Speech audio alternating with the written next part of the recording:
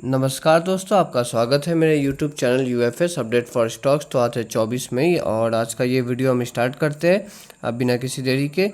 तो पहला अपडेट है वो गवर्नमेंट के लिए एक्चुअली बहुत पॉजिटिव न्यूज़ है कि गवर्नमेंट को इस साल आरबीआई की तरफ से कितना मिलेगा, ऑलमोस्ट 2.7 लाख करोड़ का डिविडेंड मिलेगा। ओके, आरबीआई भी देखिए अलग अलग चीज़ में इन्वेस्ट करती है, तो वहाँ से आरबीआई का अब जो भी इनकम होता है ना, तो आरबीआई वो इनकम जो है गवर्नमेंट को ऐसा डिविडेंड देती है। ओके, ये जो है ये आज तक का हाईएस्ट इनकम है। एनालिस्ट का कितना मानना था, तो देखिए एनालिस्ट का मानना था कि 2.5 से 3.5 लाख करोड़ के बीच में डिविडेंड मिलेगा और उतना ही मिला। ओके, एक बार पास्ट रिकॉर्ड भी देख लेते हैं तो देखिए इस साल का जो मिला है ना 2.7 लाख करोड़ का डिविडेंड, ये हाईएस्ट एवर है। ठीक है, ये हाईएस्ट एवर है। इससे पहले पिछला साल कितना मिला था 2.1 लाख करोड़, और उससे पहले वाले साल कितना मिला था 87,000 करोड़। तो 87,000 करोड़ से कुछ ही साल में 2 साल में एक्चुअली 2.7 लाख करोड़ एक अच्छा इजाफा है, मैं बोलूँगा। ओके, आते हैं नेक्स्ट न्यूज़ पे। तो ये है एक मेट्रो ब्रांड की तरफ से। तो इनका सीईओ का कहना है कि हम 12 से 15% का रेवेन्यू सीजीआर मेंटेन करेंगे। ओके, मतलब हर साल इनका रेवेन्यू 12 से 15% करीब बढ़ेगा। ठीक है, और ये लॉन्ग टर्म मतलब एटलीस्ट आप 3 4 5 साल ऐसे समझिए। ओके, इतना लंबा गाइडेंस इन्होंने दिया है। ओके, आप यहाँ पे देख सकते हैं metro brand limited has a long term goal of maintaining 12 to 15% compounded annual growth rate. Okay, तो ये सीईओ साहब का कहना है। ठीक है, तो अब आते हैं इसका नेक्स्ट न्यूज़ पे। तो नेक्स्ट न्यूज़ है महाराष्ट्र स्टेट की तरफ से। तो महाराष्ट्र स्टेट का जो गवर्नमेंट है उन्होंने अपने ईवी पॉलिसी में ये टारगेट रखा है कि साल 2030 तक हम चेष्टा करेंगे कि हमारे स्टेट में 30% जो व्हीकल्स है वो इलेक्ट्रिक से ही चले। ओके, ये महाराष्ट्र गवर्नमेंट का टारगेट है। ओके, उसके बाद न्यूज़ को थोड़ा और डिटेल में कवर करते हैं। तो हाँ, तो और इसके लिए गवर्नमेंट जो है वो इंसेंटिव्स भी देती है। ओके, जैसे कि देखिए अगर 4 व्हीलर है तो 2 लाख रुपए तक का इंसेंटिव मिलता है।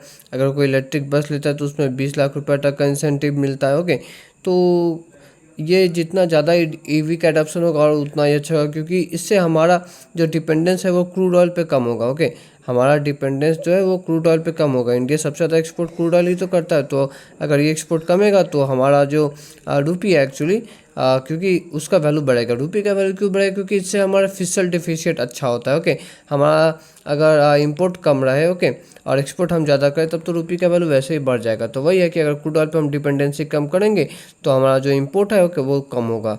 लॉन्ग टर्म में मतलब इंडियन इकोनॉमी के लिए ये ऐसा होना चाहिए, ये बहुत अच्छा है। ओके, नेक्स्ट न्यूज़ आता है पेटीएम की तरफ से। तो इनके लिए एक पॉजिटिव न्यूज़ है कि इन्हें कोर्ट ने जो है एक्चुअली जीएसटी की तरफ से इन्हें 5,712 करोड़ का एक जीएसटी का डिमांड मिला था जीएसटी डिपार्टमेंट की तरफ से। तो कोर्ट ने अभी उस पर स्टे लगा दिया। ओके, मतलब फ़िलहाल के लिए तो इन्हें नहीं देना है। ओके, परमानेंटली नहीं, बट अभी फ़िलहाल के लिए जो है इस पर रोक लगा दिया है। आप यहाँ पे देख सकते हैं the supreme court has granted a stay on 5,712 crore GST notice send to the fintech firm 197। ये जो 197 है यही तो पेटीएम का पेरेंट कंपनी है। ओके, तो 197 का एक और सब्सिडियरी है। ओके, फर्स्ट गेम, तो इन्हें जो है एक्चुअली ये 5,712 करोड़ का जीएसटी नोटिस आया था, जो कि फ़िलहाल के लिए तो कोर्ट ने इस पर स्टे लगा दिया है। तो पॉजिटिव न्यूज़ है। नेक्स्ट न्यूज़ आते हैं इंडियन इकोनॉमी के लिए। एक और पॉजिटिव न्यूज़ है कि इंडियन इकोनॉमी जो है वो 4th largest in the world हो गई है, ऐसा नीति आयोग का कहना है। एक्चुअली कुछ दिन पहले ये चीज़ हो चुका था। ओके, क्योंकि 4th नंबर पे पहले जो कंट्री था ना वो था जापान। जापान का ग्रोथ रेट देखिए बहुत कम रहता है, वहाँ पे ग्रोथ रेट 0.1% रहता है या 0.3% रहता है, कभी कभी थोड़ा सा नेगेटिव भी चला जाता है। उसी जगह पे हमारा कहाँ 6 से 7% रहता है, तो ग्रोथ में तो कोई कंपैरिजन ही नहीं है। ओके, और साथ ही नीति आयोग का ये भी कहना है, नीति आयोग का सीईओ का ये भी कहना है कि हम 2 से 3 साल में ना 2.5 से 3 साल में हम वर्ल्ड का 3rd लार्जेस्ट इकोनॉमी भी बन जाएंगे। ओके, तो यूएस चाइना ओके वो तो दोनों खैर फर्स्ट एंड सेकंड पे है, और 3rd लार्जेस्ट में जो है इंडिया आ जाएगा। ओके, 2.5 से 3 साल में इंडिया जो है जर्मनी को बीट कर देगा, जो कि अभी जो है 3rd नंबर पे। ओके, तो उसके बाद इंडिया 3rd लार्जेस्ट इकोनॉमी बन जाएगा। आते हैं नेक्स्ट न्यूज़ पे, जो कि है यूएस के कंपनी एप्पल की तरफ से।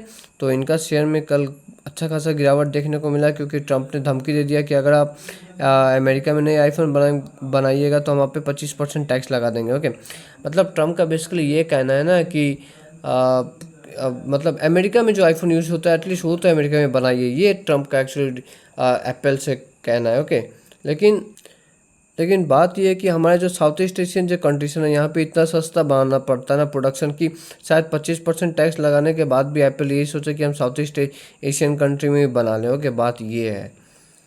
ओके, अब आते हैं नेक्स्ट न्यूज़ पे। तो ये एक स्मॉल कैप और डिफेंस सेक्टर का शेयर है, NIBE या निब, मैं बोलूँ निब लिमिटेड। तो इन्हें एक्चुअली इजरायली कंपनी की तरफ से $17 मिलियन का एक ऑर्डर मिला है। ओके, $17 मिलियन मतलब करीब आप 150 करोड़ समझ के रखिए। ओके, तो ये एक स्मॉल कैप कंपनी, इनके लिए 150 करोड़ भी एक्चुअली बड़ा अमाउंट है। तो अगर आपको ऐसा कंपनी खोजना है कि डिफेंस सेक्टर में ऐसा कंपनी चाहिए जो कि स्मॉल कैप हो, तो आप एक बार इस कंपनी को अपना वॉच लिस्ट में ऐड कर सकते हैं और इससे रिलेटेड जो भी न्यूज़ आए आप उसे ट्रैक कर सकते हो। ओके, तो इन्हें जो है 300 किलोमीटर रेंज का रॉकेट लॉन्चर्स के लिए इन्हें ऑर्डर मिला है इसराइल की तरफ से। ओके, आते हैं नेक्स्ट न्यूज़ पे। तो नेक्स्ट न्यूज़ जो है ये एक थोड़ा ख़तरनाक, थोड़ा टेंस्ड वाला न्यूज़ है।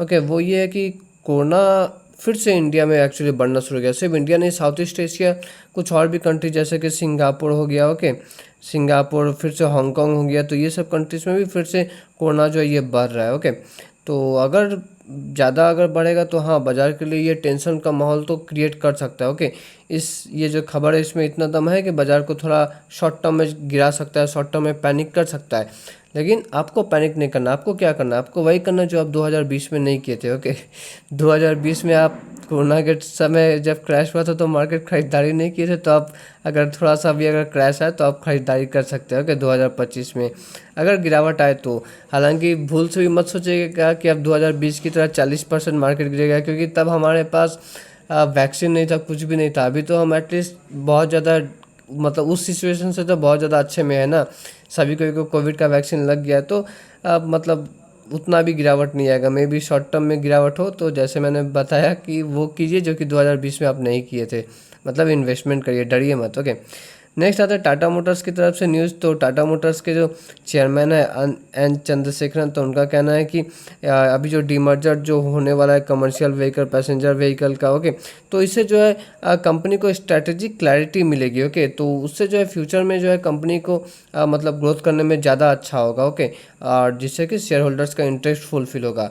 तो ऐसा बहुत बार कंपनीज करती है। ओके, जैसे कि आपने देखा होगा आरती इंडस्ट्री जो कंपनी थी उसने आरती फार्मा लैब्स को अपना डिमर्जर करके अलग किया। तो जब यूनिट्स, जब एंटिटी जब अलग अलग हो जाती है ना, तो हर एक पर्टिकुलर एंटिटीज़ पे ग्रोथ करना, फोकस कर पाना ज़्यादा आसान होता है। ओके, तो ये न्यूज़ है टाटा मोटर्स की तरफ से, देखते हैं क्या होता है लॉन्ग टर्म में इसका इम्पैक्ट। ओके, तो इस वीडियो में दोस्तों इतना ही। अगर आपको अच्छा लगा होगा तो make sure you like and subscribe मेरा यूट्यूब चैनल। मिलते हैं नेक्स्ट वीडियो में।